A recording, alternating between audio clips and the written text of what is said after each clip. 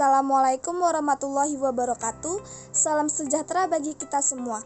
Terima kasih telah melihat materi yang telah kami tampilkan. Perkenalkan, nama saya Diva Angela, nomor absen 8. Saya Jasmine Alika Salsabila, absen 18.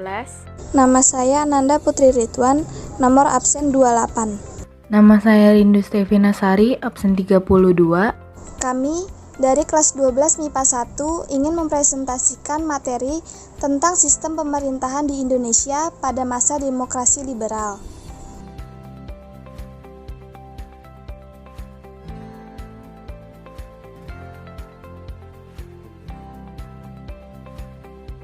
Pembentukan Kabinet Natsir. Natsir menyusun kabinet dengan melibatkan banyak partai agar kabinetnya mencerminkan sifat nasional dan mendapat dukungan parlemen yang besar. Namun pada kenyataannya, Natsir kesulitan membentuk kabinet seperti yang diinginkan, terutama kesulitan dalam menempatkan orang-orang PNI dalam kabinet. Sehingga Kabinet Natsir yang terbentuk pada 6 September 1950 tidak melibatkan PNI di dalamnya. PNI menjadi partai oposisi bersama PKI dan Murba. Perjalanan Kabinet Natsir.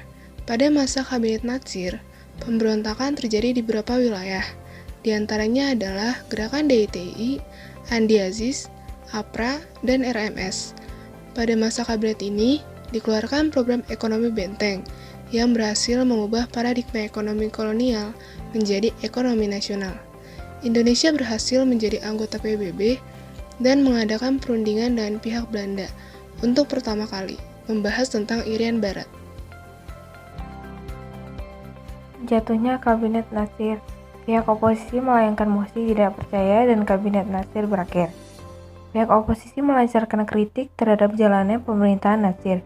Mosi adu kusumo dari PNI yang menuntut agar pemerintah mencabut PP nomor 39 tahun 1950 tentang pemilihan anggota lembaga perwakilan daerah diganti dengan undang-undang yang bersifat demokratis. Berdasarkan pemungutan suara, mosi adu kusumo mendapat dukungan dari parlemen. Hal ini menyebabkan Menteri Dalam Negeri mengundurkan diri. Hal ini juga menyebabkan hubungan kabinet dengan parlemen tidak lancar. Akhirnya, Natsir menyerahkan mandatnya kepada Soekarno pada 21 Maret 1951.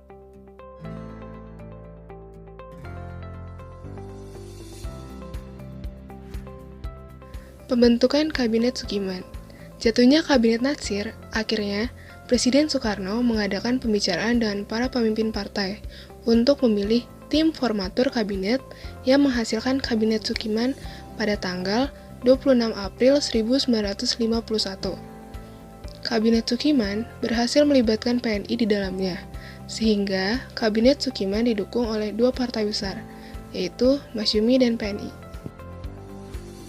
Masalah Kabinet Sukiman.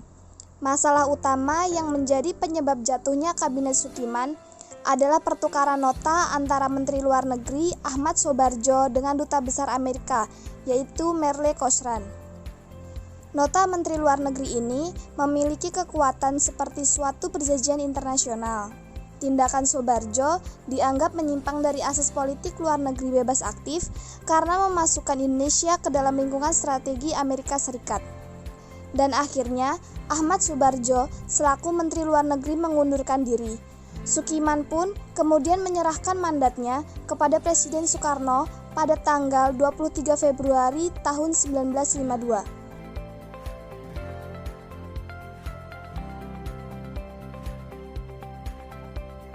Pembentukan Kabinet Wilopo. Presiden Soekarno memberikan mandat kepada golongan moderat dari PNI sehingga terbentuk Kabinet Wilopo pada 30 Maret 1952. Kabinet ini memiliki dukungan yang kuat untuk memperoleh dukungan mayoritas di parlemen. Badan Permusyawaratan Partai-Partai kehilangan arti dan menghentikan kegiatannya. Dengan adanya hubungan politik ini, aksi pemogokan yang banyak terjadi pada masa pemerintahan Kabinet Sukiman berakhir. Ada beberapa program kerja Kabinet Wilopo, yaitu dalam bidang politik, menyelenggarakan persiapan pemilu, mengisi dan menyelesaikan penyelenggaraan otonomi di beberapa daerah, dan juga dalam bidang kemakmuran. Melanjutkan usaha regulasi dalam bidang agraria, meningkatkan produksi nasional termasuk bahan makanan untuk rakyat. Masalah Kabinet Wilopo. Pihak dalam parlemen menyokong dan menuntut agar diadakan perombakan dalam pimpinan Kementerian Pertahanan dan TNI. Hal ini dianggap oleh pimpinan TNI sebagai campur tangan sipil dalam urusan militer. Setelah itu, pimpinan TNI menuntut Presiden membubarkan parlemen.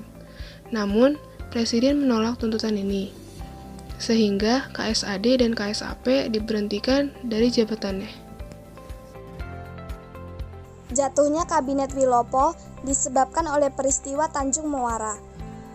Peristiwa Tanjung Muara adalah sebuah bentrokan di Sumatera Utara yang mengakibatkan terbunuhnya 5 orang petani. Peristiwa ini mendapatkan sorotan tajam dari pers dan parlemen. Beberapa anggota parlemen yang dipimpin oleh Siddiq Kertapati mengajukan mosi tidak percaya kepada Kabinet Wilopo. Kabinet Wilopo pun mengundurkan diri dan mengembalikan mandatnya kepada Presiden. Sejak tanggal 3 Juni tahun 1953, Kabinet Wilopo pun berakhir.